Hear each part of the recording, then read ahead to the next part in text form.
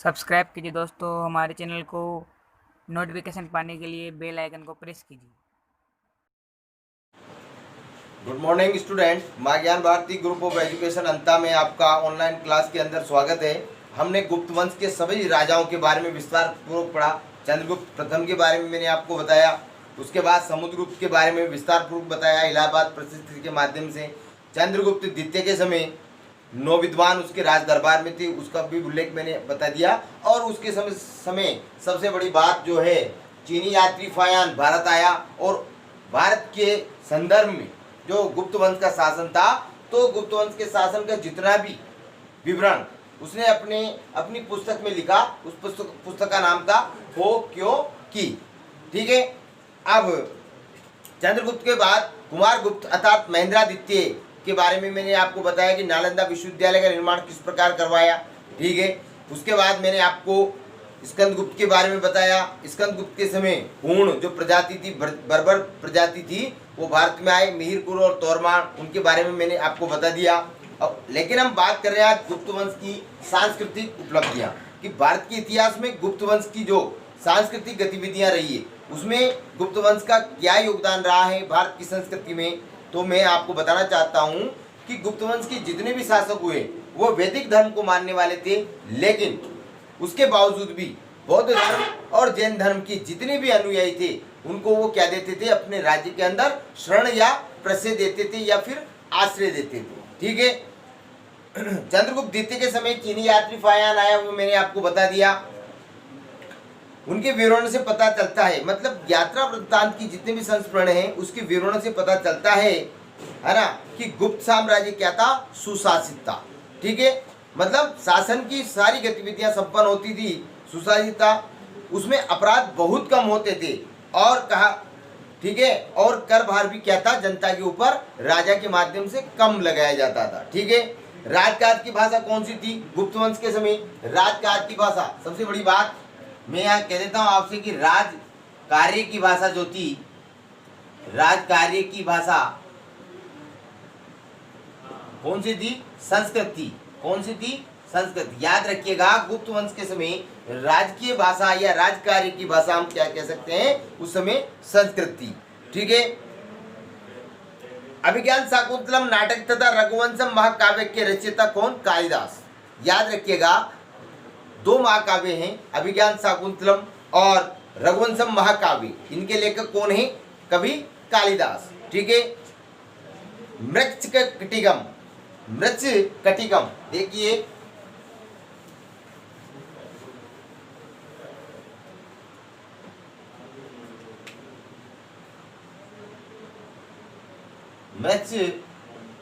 मृच्छकटिकम के लेखक कौन है? शूद्रक। ठीक है। और इसका हम अभिप्राय निकालते हैं तो इसका मृच्छकटिकम का तात्पर्य है मिट्टी की गाड़ी। क्या मतलब है इसका? मिट्टी की गाड़ी। याद रखिएगा। आगे देखो, मुद्रा राक्षस नाटक के लेखक कौन है? विशाखादत्त। मुद्रा राक्षस किसने लिखा है? विशाखादत्त ने लिखा है। ठीक है। सुविख्यात कोशकार, जो कोशकार किसने लिखा है? अमर सिंह के द्वारा गुप्त काल में ही लिखा गया है। रामायण महाभारत तथा मनु संहिता अपने वर्तमान रूप में गुप्त काल में ही जो है सामने आई। रामायण और महाभारत जो महाकाव्य हैं वो गुप्त काल में ही क्या है, बिल्कुल सामने आई। गुप्त काल में आर्यभट्ट, वरामिहिर, ब्रह्मगुप्त ने गणित तथा ज्योतिर्विज्ञान के विकास में बड़ा योगदान दिया। ऐसे 9 विद्वान थे, वो किसके दरबार में थे? चंद्रगुप्त द्वितीय के दरबार में, जिसको पहले देवराज या देवगुप्त के नाम से भी जाना जाता था। ठीक है। आगे देखो, इसी काल में दशमलव प्रणाली का आविष्कार भी हुआ। गुप्त काल में कौन सी प्रणाली का आविष्कार हुआ? दशमलव प्रणाली। दशमलव प्रणाली का आविष्कार। याद रखिएगा, गुप्त काल की हम सांस्कृतिक गतिविधियां पढ़ रहे हैं, तो दशमलव प्रणाली का जो है आविष्कार किसके समय हुआ? गुप्त काल में। आगे देखो, वास्तुकला अरबों के बाद जो बाद में अरबों के माध्यम से यूरोप तक पहुंची, उस काल में वास्तुकला, चित्रकला तथा धातुकला का प्रमाण हमें झांसी कहाँ पर पड़ता है? अभी वर्तमान में उत्तर प्रदेश में कानपुर, के अवशेषों से मिलता है। अजंता की कुछ गुफाएं, ठीक है, महाराष्ट्र के अंदर है ना। अजंता की कुछ गुफाएं, दिल्ली में स्थित लोह स्तंभ, नालंदा में 80 फुट ऊंची बुद्ध की मूर्ति तथा सुल्तानगंज में स्थित 7.5 फुट ऊंची बुद्ध की प्रतिमा हमें मिलती है। ये इतनी सारी गतिविधियां जो है गुप्त काल में हमें देखने को मिलती है और बहुत ज़्यादा सांस्कृतिक विरासत भी जो है दी गई है गुप्त काल के द्वारा। अब हम बात करते हैं कि गुप्तकालीन समाज कैसा था, समाज की व्यवस्था कैसी थी। तो गुप्तकालीन समाज के बारे में देखिए आप।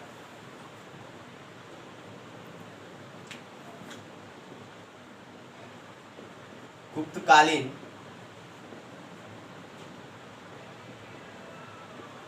समाज मतलब उस समय सोसाइटी का जीवन कैसा था। तो सबसे बड़ी बात, गुप्त काल में समाज 4 वर्णों में था। कितने वर्ण में था? 4 वर्णों में, 4 वर्णों में बटा हुआ था समाज, ठीक है। अब 4 वर्ण कौन से? ब्राह्मण, क्षत्रिय, वैश्य और शूद्र, ठीक है। ब्राह्मणों का कार्य क्या था? अध्ययन और अध्यापन करना, ठीक है। ब्राह्मणों का कार्य था उस समय, आप देखो, अध्ययन और अध्यापन करना, यज्ञ और दान करना, ये सब ब्राह्मणों के कार्य थे। और क्षत्रियों के कार्य क्या थे? राष्ट्र को सुरक्षित रखना, राष्ट्र की क्या करना? रक्षा करना। वैश्य का कार्य था व्यापार और वाणिज्य करना। और अंतिम रूप से अगर हम बात करते हैं तो शूद्र का कार्य था सेवा प्रदाता, दूसरों की सेवा करना, ठीक है। आगे देखो, गुप्तकाल में जातीय विषय में व्यवसाय का बंधन शिथिल होने लगा। जातिगत व्यवस्था में व्यवसाय का जो है बंधन कमजोर पड़ता गया। फिर भी वर्ण, गुण और कर्म न होकर, वर्ण जो 4 वर्ण थे वो गुण और कर्म उसका आधार नहीं होकर जन्म ही उसका आधार माना जाता था। याद रखिएगा, जो वर्ण व्यवस्था थी, 4 वर्ण मैंने आपको बताया कि कौन से वर्ण का कौन सा कार्य था। तो गुण और कार्य को आधार नहीं मानकर उस वर्ण की व्यवस्था में जाने का जो मनुष्य का नाता बना रखा था वो किसको माना जाता था? आधार किसको माना जाता था? जन्म को माना जाता था। स्त्रियों का समाज में क्या था? महत्वपूर्ण स्थान था। धार्मिक कृत्यों में पति के साथ पत्नी की उपस्थिति अनिवार्य मानी जाती थी। कहने का मतलब, जितनी भी धार्मिक गतिविधियां होती थी या धार्मिक अनुष्ठान आयोजित किए जाते थे तो उस अनुष्ठानों में पति के साथ पत्नी और पत्नी के साथ पति का होना प्रमुखता से आधार माना गया था। आगे देखिए, धार्मिक कृत्यों में पति के साथ पत्नी की उपस्थिति अनिवार्य थी। स्त्री शिक्षा का प्रचलन भी था, प्रथा नहीं थी। उस समय 8 प्रकार के विवाहों का प्रचलन है। कितने प्रकार के विवाहों का प्रचलन था उस समय? 8 प्रकार के विवाह का। गुप्त काल में मिश्रित जातियां, मुर्दा, वशिष्ठ, करण, अंबष्ट, पारवश आदि उग्र थी। कायस्थ गुप्त काल की एक वर्ण था। कायस्थ गुप्त युग में क्या था? एक वर्ग था, ठीक है। जाति नहीं थी। कायस्थ क्या थी? अपने आप में एक प्रकार से वर्ग में थी, ठीक है। परंतु बाद में ये जाति के रूप में अस्तित्व में आई। कौन? कायस्थ समाज। और आगे देखो, गुप्तकालीन साहित्य में नारी का आदर्श चित्रण है। गुप्तकालीन जो साहित्य है उसके अंदर नारी का बहुत ही आदर्श चित्रण, मतलब आदर्श माना हुआ चित्रण बताया गया है, ठीक है। मतलब उसके चरित्र चित्रण को आदर्श माना गया है। किसकी चरित्र चित्रण को? नारी के चरित्र चित्रण को। पुत्र के अभाव में पुरुष की संपत्ति पर उसकी पत्नी का प्रथम अधिकार होता था। अगर किसी व्यक्ति के पुत्र नहीं था तो उसका उत्तराधिकारी या उसके बाद उसका जो है मालिकाना हक किसको दिया जाता था? उसकी पत्नी को। ये व्यवस्था समाज के अंदर, गुप्तकालीन समाज के अंदर थी, ठीक है। अब गुप्तकालीन आपने सांस्कृतिक गतिविधियां पढ़ ली। अब आगे देखिए आप, गुप्तकालीन सांस्कृतिक विरासत आपने पढ़ ली। समाज की व्यवस्था 4 वर्णों में किस प्रकार व्यक्ति वे भी आपको मैंने बता दिया। और अगर हम आगे बात करते हैं अब वर्धन वंश की या पुष्यभूति वंश की, तो मैं आपको बताना चाहता हूं कि 6वीं शताब्दी में, 6वीं शताब्दी ईस्वी में दिल्ली के निकट, 6वीं शताब्दी में कहां पर? दिल्ली के निकट, दिल्ली के निकट कहां पर? थानेश्वर में, थानेश्वर में। अब बात करते हैं कि थानेश्वर में जो है वर्धन वंश या पुष्यभूति वंश का उद्भव हुआ। तो थानेश्वर अभी वर्तमान में आपकी क्वेश्चन आ सकता है कि थानेश्वर नामक स्थान वर्तमान में कहाँ पर है। तो वर्तमान में ये स्थान मैं आपको बताना चाहता हूँ, वर्तमान में ये स्थान कहाँ पर है थानेश्वर नाम का, करनाल हरियाणा में, करनाल हरियाणा में पड़ता है। ठीक है, ये स्थान कहां पर पड़ता है, करनाल हरियाणा में पड़ता है। थानेश्वर स्थान पर जो है पुष्यभूति वंश या वर्धन वंश की स्थापना हुई। सर्वप्रथम प्रभाकर वर्धन इस वंश के राजा बने। कौन बने, प्रभाकर वर्धन, और उनके 2 पुत्र और 1 पुत्री थी। मैं आपको बताना चाहता हूं, सर्वप्रथम थानेश्वर में इस वंश का उद्भव हुआ, और उद्भव होने के बाद मतलब सर्वप्रथम राजा कौन बना, प्रभाकर वर्धन। याद रखिएगा, इसके बड़ा पुत्र था राज्यवर्धन, इसका बड़ा पुत्र राज्यवर्धन, दूसरे नंबर का था हर्षवर्धन, और 1 पुत्री थी, उसका नाम था राजश्री। ठीक है, देखिए आप आगे। प्रभाकर वर्धन, राज्यवर्धन तथा हर्षवर्धन। प्रभाकर वर्धन की मृत्यु के बाद सिंहासन पर, यह परंपरा हमारे वैदिक धर्म की है कि पिता की मृत्यु के बाद ज्येष्ठ पुत्र मतलब बड़े पुत्र को जो है उसका उत्तराधिकारी बनाया जाता है, मतलब उस, ठीक है। तो राज्यवर्धन को क्या बनाया गया, राजा बनाया गया। अब आप देखिए आगे, उसका बड़ा पुत्र राज्यवर्धन बेटा, किंतु राज्याभिषेक के बाद राज्यवर्धन क्या हुआ, कई युद्धों से उसको जूझना पड़ा। ठीक है, और बंगाल के गौड़ शशांक के द्वारा, बंगाल के एक शासक का नाम था गौड़ शशांक, बंगाल का शासक था, मैं आपको बता देता हूं, बंगाल का शासक उसका नाम था गौड़ शशांक। गौड़ शशांक के द्वारा राज्यवर्धन की क्या कर दी गई, युद्ध के दौरान हत्या कर दी गई। बंगाल के एक शासक था, उसका नाम था गौड़ शशांक।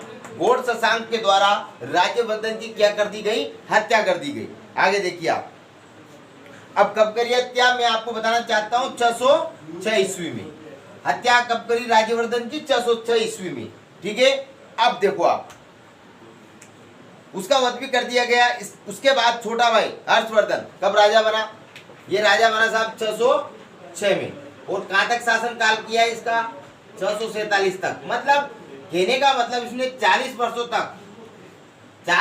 तक वर्धन वंश की स्थापना की या पुष्यभूति वंश को आगे बढ़ाया। किसने, हर्षवर्धन ने। देखिए आप, जिसने 40 वर्ष तक राज्य करके अपनी कीर्ति का मतलब अपने सम्मान का, अपने यशो कार्य का क्या किया, विस्तार किया। अपने कार्यों का क्या किया, प्रचार प्रसार किया, मतलब कीर्ति को आगे बढ़ाया। वो निसंतान था। सबसे बड़ी बात, हर्षवर्धन क्या था, निसंतान, मतलब इसके कोई पुत्र या पुत्री। तो वो क्या था, देखो 606 ईस्वी में बंगाल के शासक गौड़ शशांक के द्वारा राज्यवर्धन की हत्या कर दी गई। उसके बाद 606 ईस्वी में हर्षवर्धन शासक बना, जिसका कार्यकाल मतलब वर्धन वंश में हर्षवर्धन का कार्यकाल कितने समय रहा, 647 तक। मतलब कहने का मतलब 40 वर्षों तक पुष्यभूति वंश को आगे बढ़ाया। फिर आप देखिए, सबसे बड़ी बात, वो निसंतान था, उसके कोई भी पुत्र या पुत्री नहीं थी। आगे देखो, अतः उसकी मृत्यु के साथ ही पुष्यभूति वंश का क्या हो गया, अंत हो गया। जिस समय हर्ष सिंहासन पर बैठा, मतलब राज्यवर्धन की मृत्यु के बाद हर्षवर्धन 606 ईस्वी में शासक बना, उस समय स्थिति अत्यंत ही क्या थी, संकटपूर्ण थी। ठीक है, पास के राज्यों और देशों से वर्धन वंश के राज्यों को खतरा था। तो उसमें देखो आप, गौड़ बंगाल के राजा शशांक ने उसके छोटे भाई राज्यवर्धन को मार दिया था। किसके, मतलब देखो आप, बंगाल के शासक ने उसके बड़ा भाई था, मैंने पूर्व में बता दिया। सबसे बड़ा ज्येष्ठ पुत्र कौन था, राज्यवर्धन, छोटा हर्षवर्धन, और बहन थी राजश्री। तो हर्षवर्धन के भाई को मतलब राज्यवर्धन को, बड़े भाई को बंगाल के शासक गौड़ शशांक के द्वारा मार दिया गया था। ठीक है, और उसकी छोटी बहन राजश्री अपने प्राणों के लिए, अब राजश्री का मतलब उसका पति भी मार दिया गया था राजश्री का, तो अपने पति के वियोग में और अपनी प्राणों की रक्षा के लिए अज्ञात स्थान पर चली गई थी। कौन, इसकी बहन, ठीक है। और मैं आपको बताऊं, इसकी बहन को जो है जंगलों में चली गई, तो इसको बहन को जो है भंडी नामक व्यक्ति ने, आप किताब में नहीं है लेकिन फिर भी मैं बता रहा हूँ, भंडी नामक व्यक्ति ने इसको खोजा और हर्षवर्धन ने शीघ्र ही अपनी बहन को ढूंढ निकाला। मतलब किसी अपने विश्वास पात्र जिसका नाम भंडी था या भांडी था, उसके माध्यम से उसकी बहन राजश्री को ढूंढ निकाला और कामरूप के राजा भास्कर वर्मन से, याद रखिएगा, कामरूप के शासक का नाम था भास्कर वर्मन। मैं आपको बताना चाहता हूं, कामरूप के शासक भास्कर वर्मा से बंगाल के शासक गौड़ शशांक के विरुद्ध क्या कर ली, संधि कर ली। किसने कर ली? हर्षवर्धन ने। किसने संधि की? हर्षवर्धन ने संधि करी। किससे करी? भास्कर वर्मा से। और किसके विरुद्ध करी? बंगाल के शासक गौड़ शशांक के विरुद्ध। ठीक है, आगे देखो आप। भास्कर वर्मा से संधि करके शशांक के विरुद्ध एक बड़ी सेना भेज दी। शशांक जो बंगाल का शासक था, गौड़ शशांक, उसके विरुद्ध एक बहुत बड़ी सेना हर्षवर्धन ने भेज दी। किसको साथ लेकर? भास्कर वर्मा को साथ लेकर। भास्कर वर्मा कहाँ का था? कामरूप का शासक। ठीक है, आगे देखो। यद्यपि दक्षिण में उसकी सेनाओं को लगभग 620 ईस्वी में, दक्षिण में जब इसकी सेना गई, किसकी? हर्षवर्धन की, तो उस समय चालुक्य राजा पुलकेशिन द्वितीय, चालुक्य राजा का नाम क्या था? चालुक्य वंश का राजा था। चालुक्य वंश का राजा शासक कौन था? पुलकेशिन द्वितीय।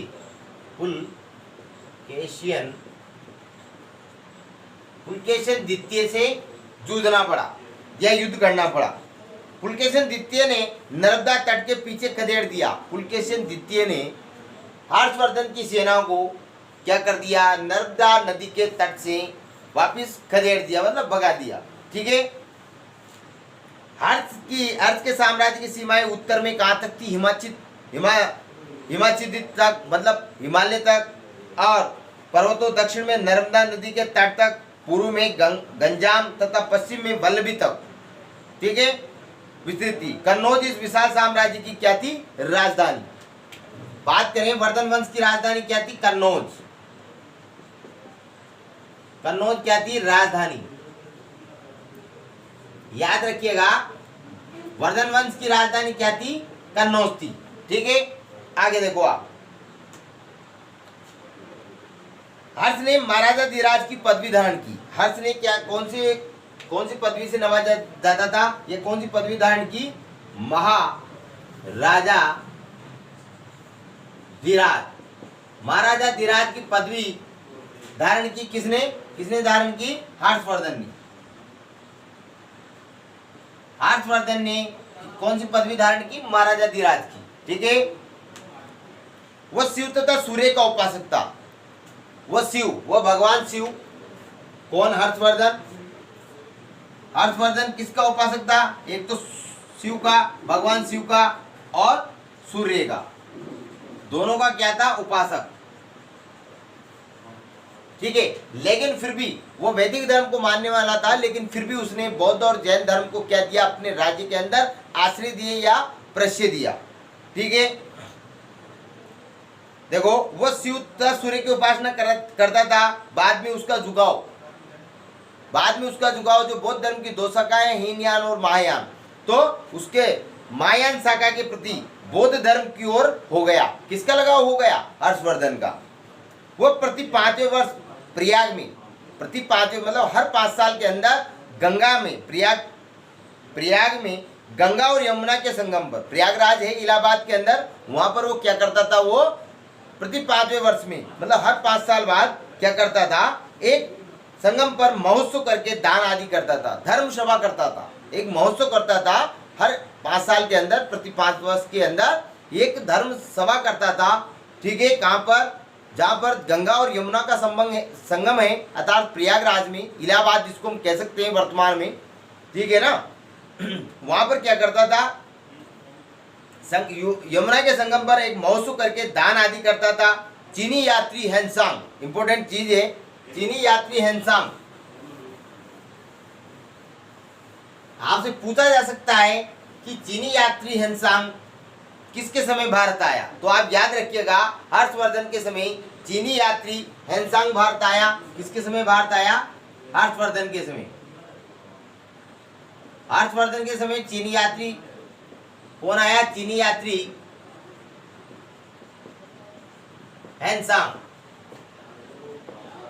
हेनसांग भारत आया और भारत आने पर उसने सीयूकी नामक पुस्तक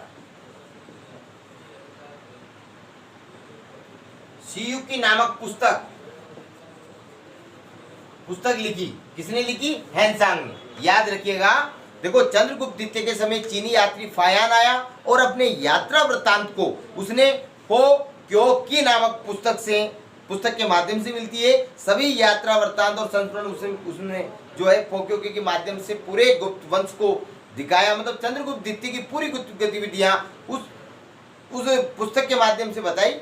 लेकिन हम बात करते हैं वर्धन वंश के समय, तो वर्धन वंश या पुष्यभूति वंश के समय हेनसांग किसके समय आया? हर्षवर्धन के समय आया।